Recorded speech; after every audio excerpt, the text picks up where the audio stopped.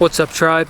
So if you're new to this channel, my name's Jacob, and what I want to talk about today is actually a statement, and that statement is, if it ain't broke, don't fix it.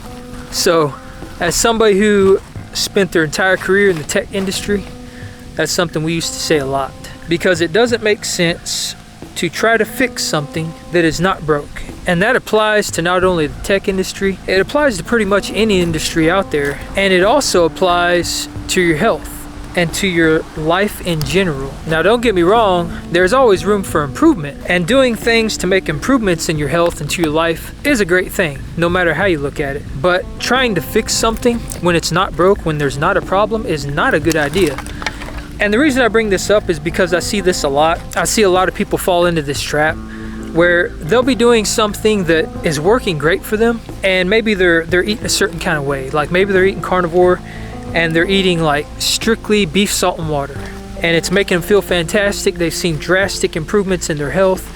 They're sleeping better, they're losing weight, metabolic function's better, they're coming off medication. All these great things are happening for them. But then somebody comes along, somebody that has influence, maybe they've got a big following, maybe there's a lot of people that trust what they say, and that person will say something to the effect of, well, this isn't optimal for your health, or you shouldn't be eating this and you should be eating this instead, or such and such is bad for you. There's a study out there that shows that this food is bad, or this food is not optimal, whatever it is. There'll just be something that goes against what is currently working for you, and it throws a monkey wrench in everything and makes you begin to question if what you're doing is actually the right thing. And that can be a really bad thing, because health and nutrition in general is really, really complicated.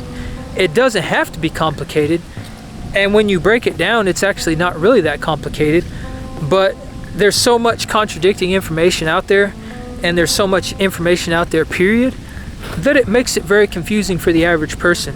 Trying to wade through that information, it can actually be pretty disheartening, because you don't know what to believe, you don't know what's right, you don't know what's wrong. And if you don't have any kind of nutritional background or understand like metabolic function and proper nourishment in foods, then it can be really confusing. And that's the problem with trusting these quote unquote gurus, is that just because they say something works for them, or something is or isn't optimal, does not make it gospel. And the one thing we all have to understand is that we're all the same species, but each and every one of us are different. What works for one person is not going to work for the next, because we all have different backgrounds. Our genetics are all different, and even the stuff we've been exposed to is going to play a role in what works for us and what doesn't. Because if you have somebody that's been eating hyper-processed garbage their entire lives, they're going to respond differently to adopting a carnivore diet than somebody who's been eating keto for the last 20 years. So we really have to take these things into consideration, and not just blindly trust what somebody says and take it as gospel, especially if something's already working for you and you're seeing positive results from that. So from my experience, the best health advocate that we have for ourselves is ourselves. And the best thing that we can do for ourselves is trust our gut, trust our natural intuition. Because as humans, when we're born into this world, we have an innate sense of what we are supposed to be consuming. Children do not like vegetables, and they do not like certain foods because they inherently know that those foods are not optimal for them. If you think about a child that's completely repulsed by Brussels sprouts, it's because real Brussels sprouts that aren't GMO or selectively bred to be palatable, are actually extremely bitter. And they taste like crap because the plant's defense chemicals are telling you not to eat that plant. And that's a pretty good indicator saying that you probably shouldn't be eating that plant. Yet we force these foods onto our kids because we're told they're healthy. But that child knows that that food does not taste good, therefore it does not want to eat it. So the moment we get back in touch with that natural intuition, our body starts to know what is good for us and what is not.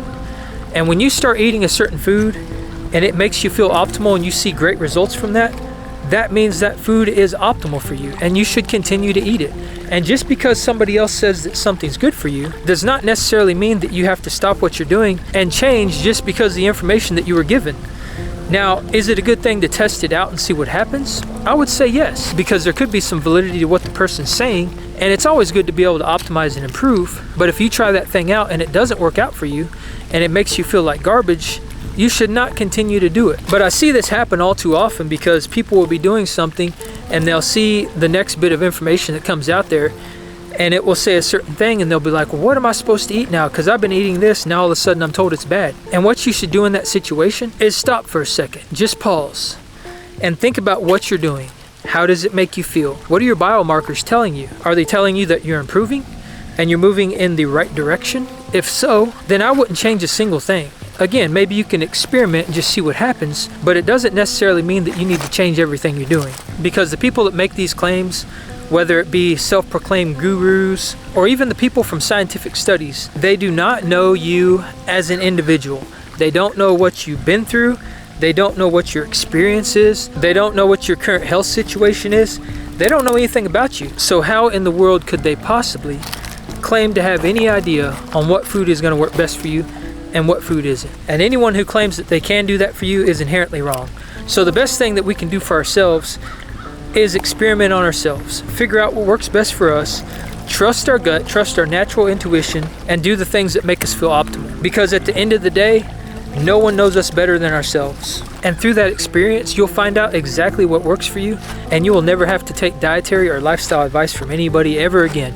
And that right there is the most empowering thing that we could ever do for ourselves. When it comes to things like this, we can really use a simple analogy that is relatable to everybody. And one that I like to use pretty often is hiking, which is what I'm doing right now. I'm hiking around the lake with my dog, and when it comes to hiking, you can take any trail you want to get to where you want to go. Now that doesn't mean every single trail is going to be easy, and there might be some that are way harder than others, and there might be some that are an absolute shortcut that will get you there in a very, very short amount of time without exerting as much energy. But ultimately, all the trails, if you follow the right path, are going to lead you to the same place. And the place that all of us are trying to go is optimal health. That's where we all want to get to. That is the ideal scenario. And the journey to get there is going to look different for everybody. And that's okay, because even the shortcuts are not going to work for everybody. Because a shortcut for me may mean that I have to rappel down the side of a cliff. And that shortcut for somebody else may not work at all because they might be scared of heights. So they may have to take the long way around, but that doesn't mean they're not going to get there. Because as long as you keep pushing forward and as long as you keep the forward momentum going, you will reach the goal. You will get there. I've found that in this community, everybody has each other's backs. And that is an amazing thing. But it's just very important not to get too caught up in what everybody's saying and not to take all the advice that you hear, because that can cause a lot of confusion and ultimately lead to a lot of unwanted and unnecessary stress. So if you're currently on the path to improving yourself and you run into this, just always remember to stop, think about what's being said, listen to what the person is saying, take it with a grain of salt, try it out if you want to, but don't feel like you need to shift and change everything you're doing just because somebody said so. Experiment on yourself, form your own conclusions, and trust your gut. I appreciate you joining me on this hike. If anything else, hopefully this just gives you something to think about and gives you a different perspective on things. So if you haven't done so already, be sure to like, subscribe, join the Apex Tribe, and I'll see you on the next one. All right, peace out.